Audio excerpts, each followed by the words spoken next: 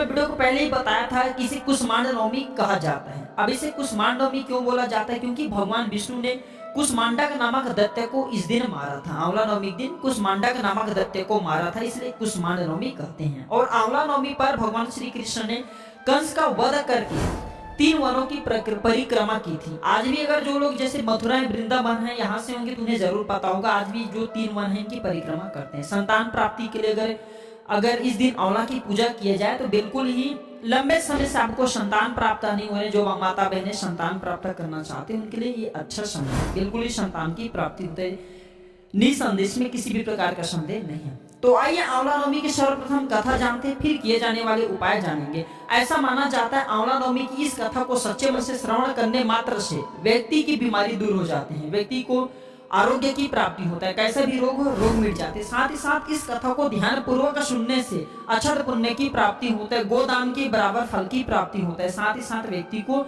मरने के बाद भगवान के धाम की प्राप्ति होता है। सच्चे मन से यह कथा सुनिएगा। एक राजा था, उसका प्राण था वह रोज 1.25 मन आंवले दान करके ही खाना खाता था। ध्यान से सुनिएगा।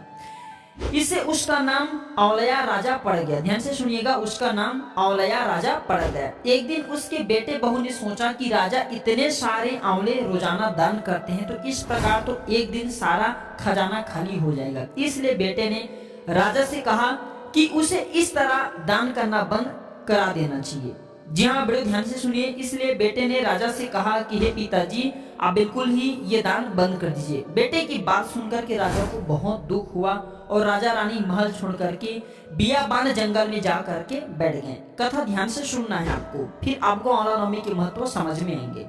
राजा रानी आंवला दान नहीं कर पाए और प्राण के कारण कुछ खाया भी नहीं, क्योंकि वह प्राण करके रखे थे कि जब तक वह, ध्यान से सुनिएगा, जब तक वह राजा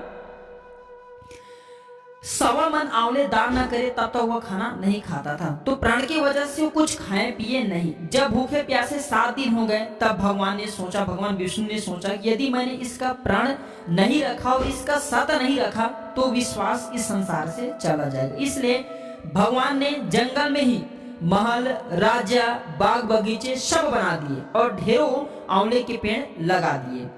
सुबह राजा रानी उठे तो देखा कि जंगल में उनके राज्य से भी 2 गुना राज्य बसा हुआ है। राजा रानी से कहने लगे, ध्यान से सुनिए, राजा रानी से कहने लगे कि रानी देख, कहते हैं सत मन छोड़े सूरमा सत छोड़े पत जाए, सत की छोड़ी लक्ष्मी फिर मिले आए।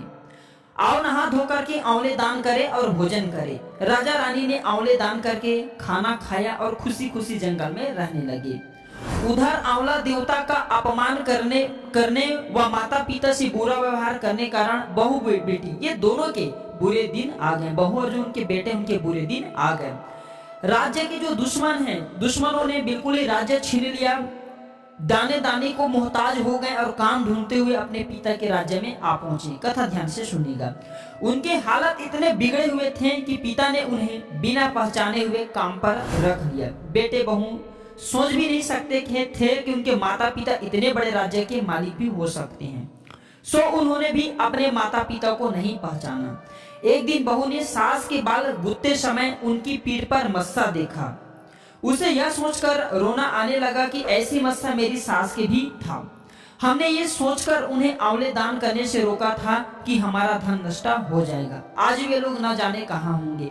यह सोचकर बहू को रोना आने लगा और आंसू टप टप कर सास की पीठ पर गिरने लगे। रानी ने तुरंत पलट कर देखा और पूछा कि तू क्यों रो रही है?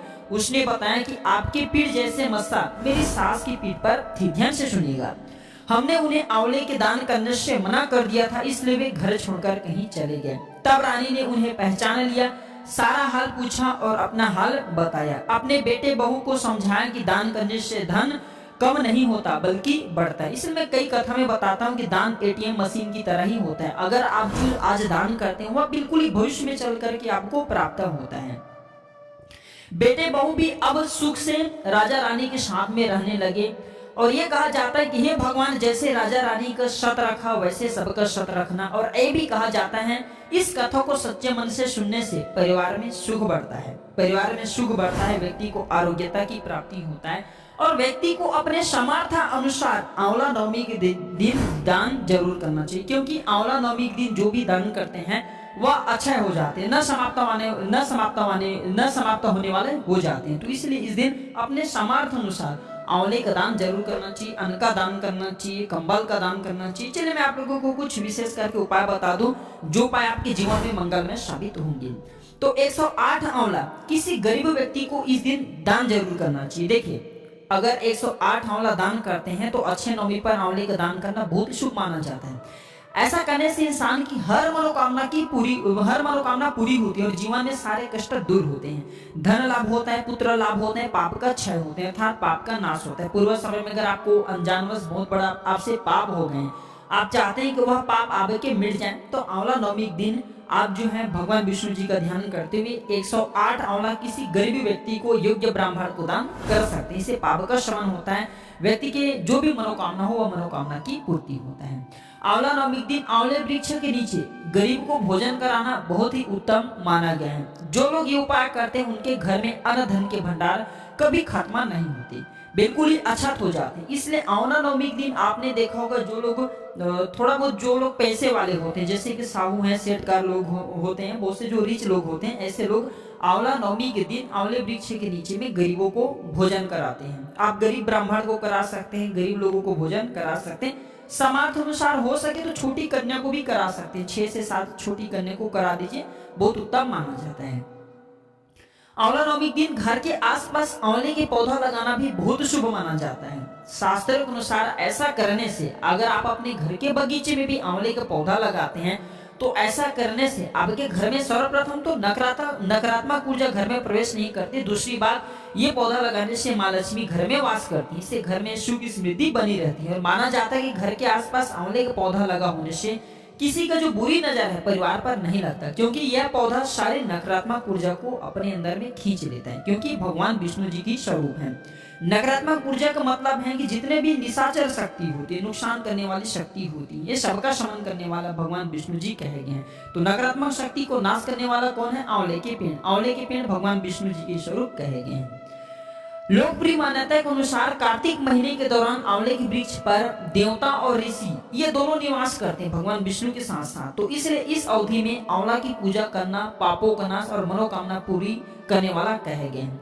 ऐसा माना जाता है अगर सच्चे मन से पूरे विश्वास के साथ अगर आप आंवले के पेड़ पर हल्दी कुमकुम का तिलक लगाते हैं, भगवान विष्णु जी का ध्यान करते हैं और आंवले के वृक्ष को छूते हैं, तो आंवले के वृक्ष को छूने मात्र से व्यक्ति की दुर्भाग्य दूर होते हैं। जितना ज्यादा हो सके आंवला नवमी के दिन भगवान विष्णु जी के स्वरूप का ध्यान करते हुए आंवले के वृक्ष को जरूर छुए। आंवले के वृक्ष को छूने मात्र से भी व्यक्ति के पाप मिटते हैं, व्यक्ति के दोष मिटते हैं, क्योंकि हम पूर्व समय में कुछ ऐसे गलती कर बैठते हैं जो दोष हमें जो है इस जन्म में भुगताते हैं, इस जन्म में हमें काफी पीड़ा पहुंचाते हैं। तो इन दोषों से बचने के लिए आंवला नवमी के दिन हो सके तो आप एक काम जरूर करें, आंवले के वृक्ष को छुए और आंवले का दान करें। आंवले के दान करने से व्यक्ति की दुर्भाग्य सौभाग्य में बदल जाती है। हमने वीडियो में बहुत सारे जैसे उपाय बताएं, अभी मैं नेक्स्ट वीडियो में आप लोगों को और भी आंवला नवमी संबंधी विशेष रूप से जानकारी बताऊंगा। इस दिन कंबल दान करते हैं तो श्री हरि भगवान विष्णु बहुत प्रसन्न होते हैं, क्योंकि ये अभी शीत का मौसम चल रहे हैं, अर्थात ठंड का सीजन है।